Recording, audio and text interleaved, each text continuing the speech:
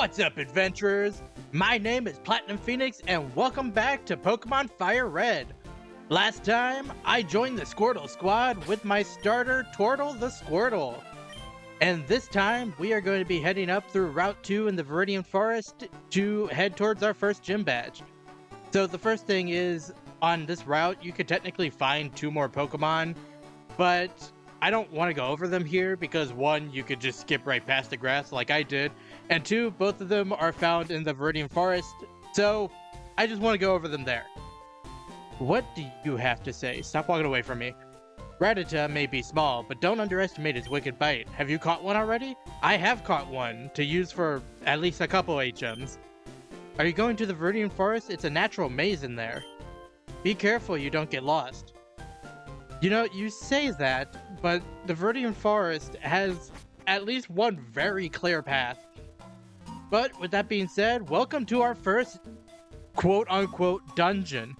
The first thing here is, I believe if we go to the left side of this tree and press A, there's an antidote here. It's nice to have the antidote because there is one poison type here that just loves to poison your Pokemon. And in this game, your Pokemon can faint while walking with poison, so it's nice to have a couple of antidotes. Speaking of which, is this the Pokemon? It is not. I'm just going to run away from you. I do not want to battle. Bye, Caterpie. We'll talk about you in a little bit. But I just want to head up this way. I'm going to say that there are a lot of hidden items and item balls. Like you just saw the hidden item in the tree, and then the Pokeball that was right down here in this patch of grass. I'll be trying to get as many as I know about, but I'm just one guy. I of course don't know where every hidden item is. But with that being said, let's get into our first actual trainer battle. Hey, you have Pokemon, come on, let's battle them. And I think I want to use this battle to go over how I'm going to do trainer battles going forward.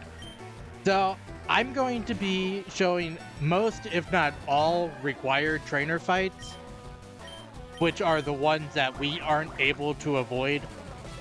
I'm going to be skipping as many of the unrequired trainer fights, or the avoidable trainer fights, so the ones that spin, the ones that you don't have to go down that path.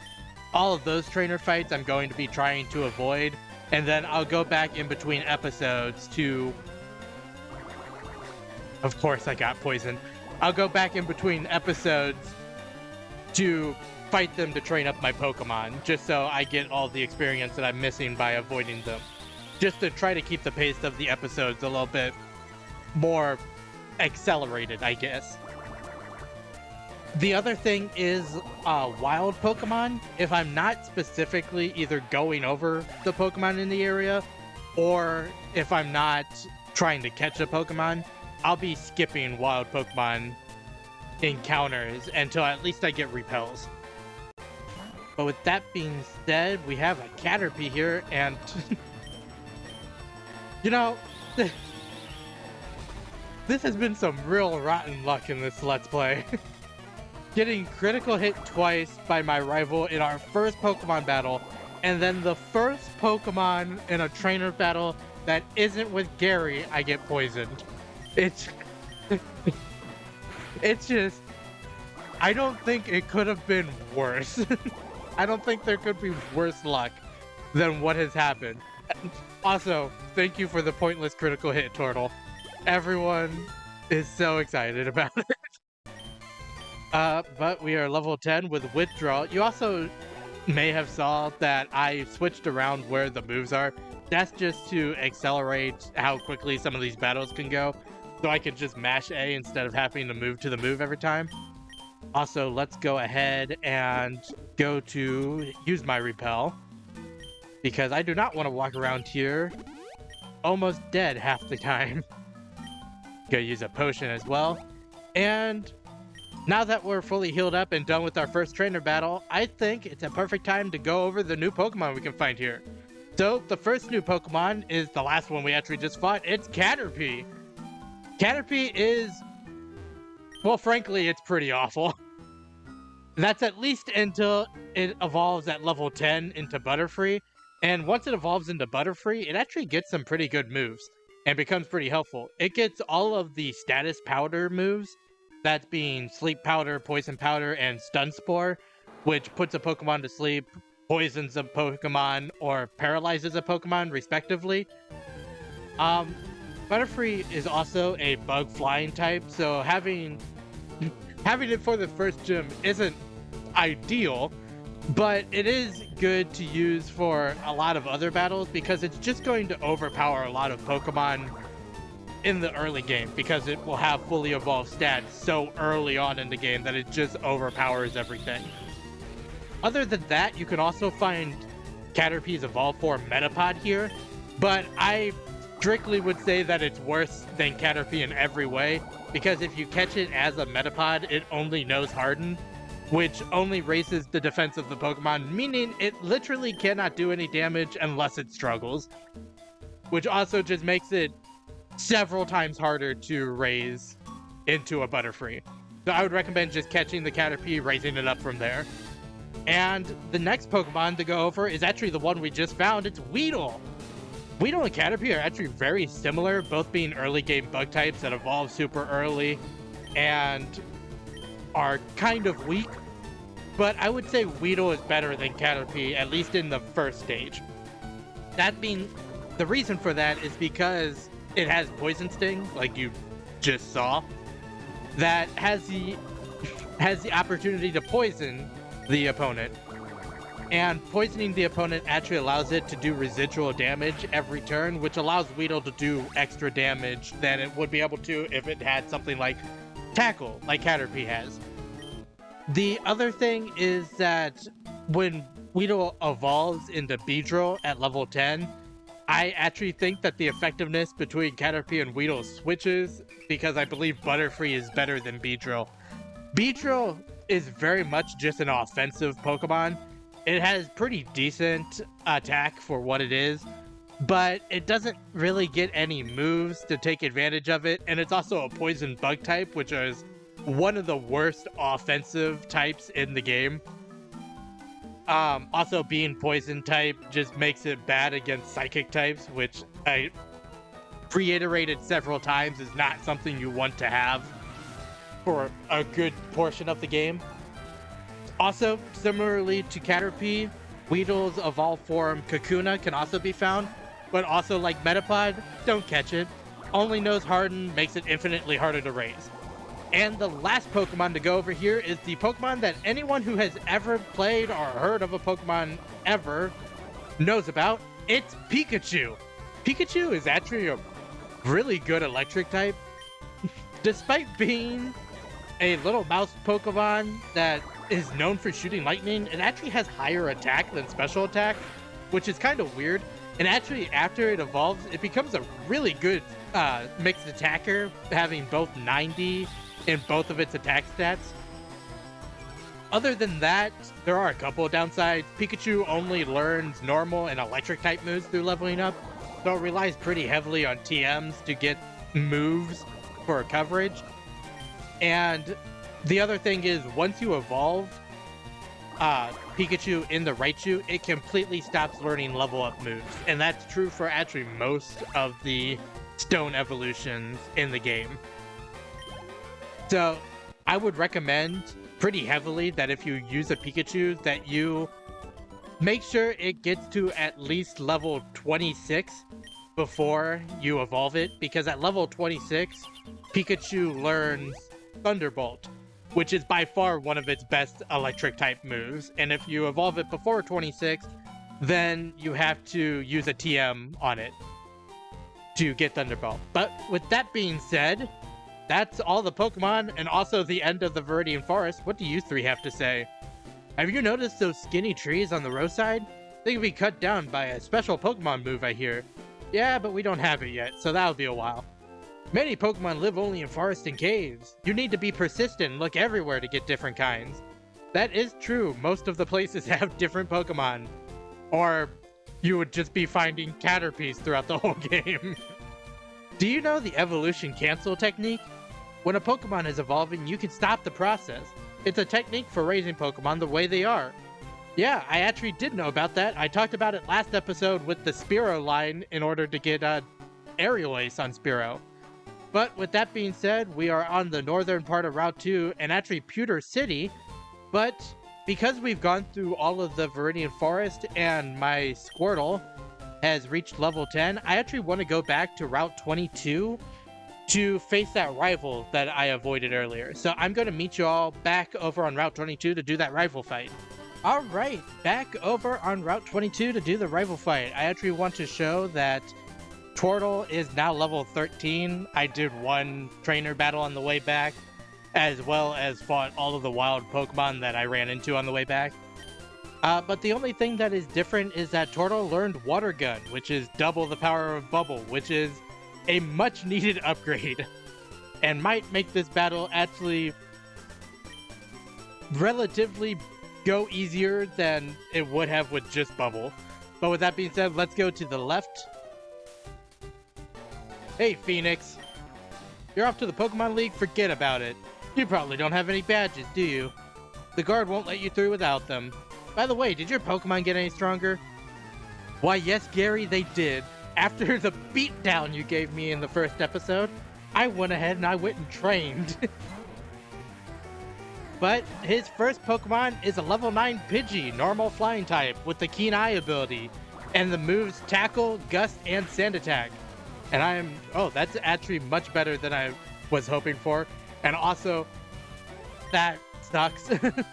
I was hoping that he would just tackle me and not Sand Attack me, because lowering my accuracy is one of the ways that I could just be destroyed in this battle. But with that being said, now he is sending out his starter. So if you chose Squirtle like I did, he'll have a level 9 Bulbasaur with that is a grass poison type with the ability Overgrow and the moves Tackle, Growl, and Leech Seed. And haha, Gary, I get the critical hit now. I am the one with the power. But if you chose Bulbasaur as your starter, of course, my luck knows no bounds. I get a critical hit and then 2 misses. But if you chose Bulbasaur as your starter, he'll have a level 9 Charmander, which is a pure fire type with the ability Blaze and the moves Scratch, Growl, and Ember. And if you chose Charmander as your starter, he'll have a level 9 Squirtle that's a pure water type with the ability Torrent and the moves Tackle, Tail Whip, and Bubble. Which, well, we just defeated Gary after that string of really weird luck. Oh, you lucked out. Did I now? Is that what we're calling it? Is that what we're calling it, Gary? Get $144. I heard the Pokemon League is crawling with tough trainers. I have to figure out how to get past them. You should quit dawdling and get a move on. Gary, there is an extremely easy way to get up into the Pokemon League. It's go and get the gym badges. It's so easy that it's literally the whole point that we're doing this for. But the thing I was going to say is that I actually believe that in that battle, if you chose Squirtle, you have an easier fight, because the Bulbasaur that he has doesn't have a stab or a same type attacking move. It has Leech Seed, but that only drains your health every turn, instead of Charmander having Ember and Squirtle having Bubble. But with all that being said, and the rival fight now done, I am going to meet you all back over in Pewter City. Alright, what do you have to say? There aren't many serious Pokemon trainers here. They're all like bug catchers, you know, just hobbyists. But Pewter Gym's Brock isn't like that, not one bit. Oh, so we finally have a name of the gym leader. Thank you, sir. What does it say? Trainer tips. All Pokemon that appear in battle, however briefly, earn experience points. So that's what I was talking about with the Kakuna and Metapod. Since they only know Harden, you have to switch train them, which means you have to put them into battle and then switch to a different Pokemon that can actually deal damage. What do you two have to say? Pokemon learn new techniques as they grow, but some moves must be taught to them by people. So you're talking about TMs, I believe, which I have also already gone over. What about you? A Pokemon becomes easier to catch if they have a status problem. Sleep, poison, burn, or paralysis, those are all effective. But catching Pokemon is never a sure thing. Well, you also forgot that freezing is also a status that you can put on a Pokemon. So, what I like to do, especially in these early towns, is there's a lot of information that the NPCs can give you. So I just want to go around and talk to some people. What do you have to say? Psst, do you know what I'm doing? No, what are you doing? I'm spraying Repel to keep wild Pokemon out of my garden. Alright, your garden of 16 flowers. Or I guess double 16, 32 flowers. Also, I actually really like what he says if you say yes. Psst, do you know what I'm doing? Yes, I do. That's right, it's hard work. It's just so funny. That's right, hard work. You know it? What do you have to say? Did you check out the museum? No, I haven't gotten there yet. Really? You absolutely have to go. Okay, I guess we're going to the museum. I've been forced to the museum. This is it, the museum. You have to pay to get in, but it's worth it. See you around. Alright. Why do I feel like this is a weird scam?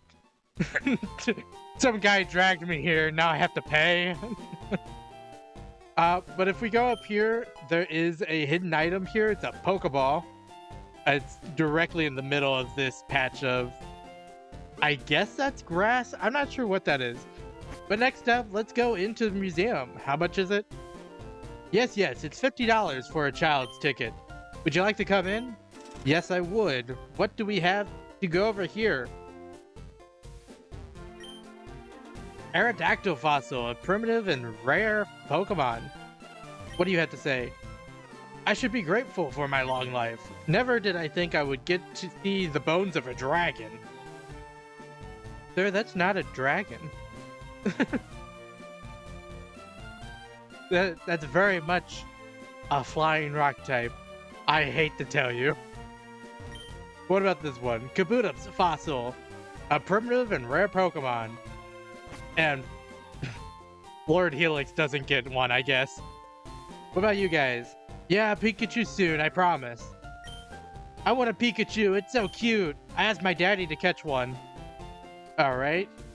Why are you guys in a museum? This month, we're running a space exhibit. Which means these are, what, space rocks? A meteor that fell on Mount Moon. It is thought to be a moonstone. Oh. That's how moonstones are made? How many years have I been playing Pokemon and didn't know that was the lore of a moonstone? Alright. Moonstone, huh? What's so special about it? Looks like an ordinary rock to me. Oh, trust me, we'll be going over that in a little bit. July 20th, 1969. Humankind's first set foot in the moon that day. I bought a colored TV just so I could watch that news. Alright. Well, I'm pretty sure that's all the museum has to hold for us, so we're just gonna take our 50 bucks and run, I guess. And I believe there is one more house in town that I want to go into. This one right here. What do you two have to say? Nidoran, sit! Bow, bow! Alright. Our Pokemon's an outsider, so it's finicky and hard to handle. An outsider is a Pokemon that you get in a trade. It grows fast, but it may ignore an unskilled trainer in battle. If only we had some badges. So, what that guy was talking about is that if you trade a Pokemon, it will gain extra experience every time you win a fight, but you have to have, the more badges you have, the higher the level the traded Pokemon can be with it obeying you. If it goes over that level cap, then it starts to do stuff like use a random move, ignore you entirely. I think sometimes it hits itself. And I just wanted to come up here to show that there is the tiny tree that old man over in Viridian Forest was telling us about, but we have no way of getting past it yet. And now we just, I guess, head this way. You're a trainer, right?